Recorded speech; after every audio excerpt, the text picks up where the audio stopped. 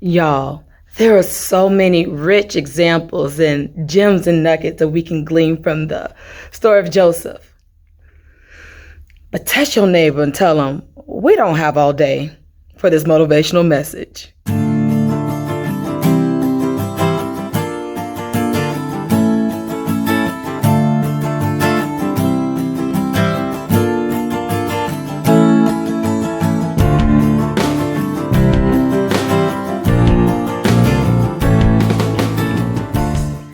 All right, everyone. So like I said, Joseph is one of my favorite stories in the Bible. It didn't start off like that as a child. I like the girls, the Esthers, Ruth, but Joseph as an adult, I really start to appreciate Joseph.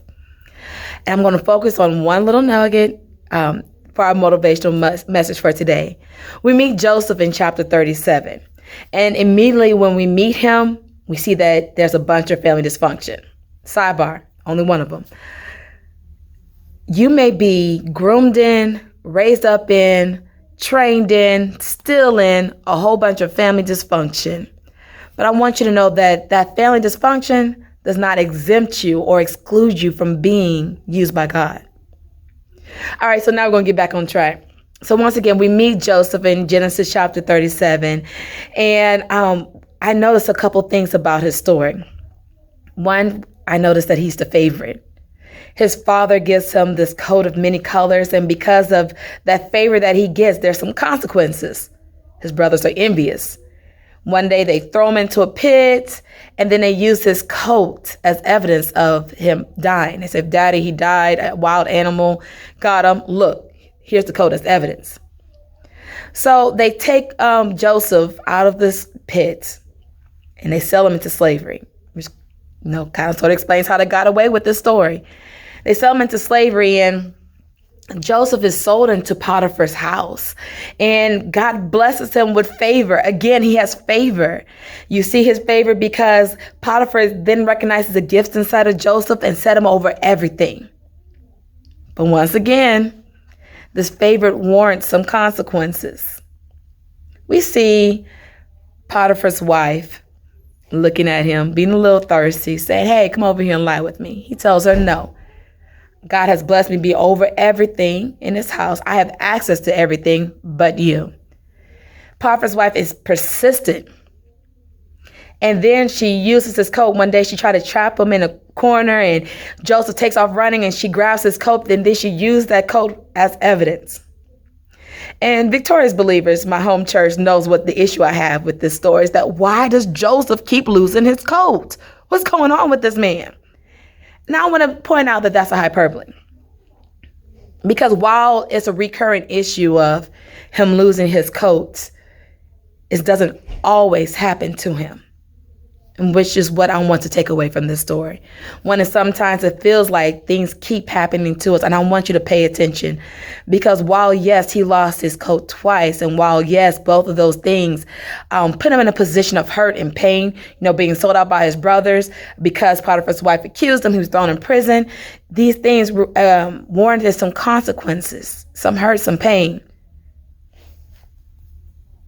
But it happened twice. The pain made it feel more than what it is, or can make it feel more than what it is.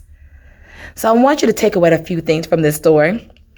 The first thing, as I said, is that sometimes things feel like things happen over and over again, but something else kept happening over and over again in Joseph's life, and that's when he had favor. He had favor. And in the midst of all the things that's happening in your life, and the things that you feel like is a reoccurring issue, and the things that you feel like, God, why me? God has also blessed you with a realm of favor. The second thing I want to point out that favor did lead to a consequence, what leads to this reoccurring issue. But in the midst of all that, the Bible says in chapter 37, God was with Joseph. And then again, when all these calamity happened, Potiphar's eyes rising to power, having his coat taken away from him again. But then the Bible says that while he was in prison, the Lord was with him. So if I could get you to hear this one little tidbit from today, that while things sometimes are reoccurring in our lives, and it's those things that we aren't going out We aren't going to, these are not based on the decisions that we've made. They're not based on poor thinking or poor choices. They're because God's putting us in position for something. Sometimes these bad things keep happening, but I want you to focus on God being with you. He's allowing it in your life, but he's also allowing it in your life because he's going to use you. So focus on God being with you, that he's strengthening you, that he hears you, he sees you. And then the second thing I want you to focus on, that yes, in chapter 37, he lost his coat.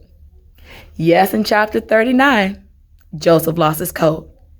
But in chapter 41, Joseph is getting the best promotion in the land of Egypt. He becomes the right-hand man to Pharaoh. And when he becomes the right-hand man to Pharaoh, God blesses him through Pharaoh with a new coat, a new robe, a splendid robe with fine linen that replaces all these things that he's lost. So once again, if I can get you to focus on three things today, or two things today, rather, I want you to focus on, yes, things may happen in your life time and time again, but focus on God being with you. Focus on the fact that while it feels like it's happening over and over again, your life is not full of this thing. And then once God brings you out, oh, the deliverance, baby, the deliverance, the victory that's going to flow through this promise. He's going to give you a new road that you can shout about. I pray something's done and said on today to help you live a victorious life. And I pray you be blessed.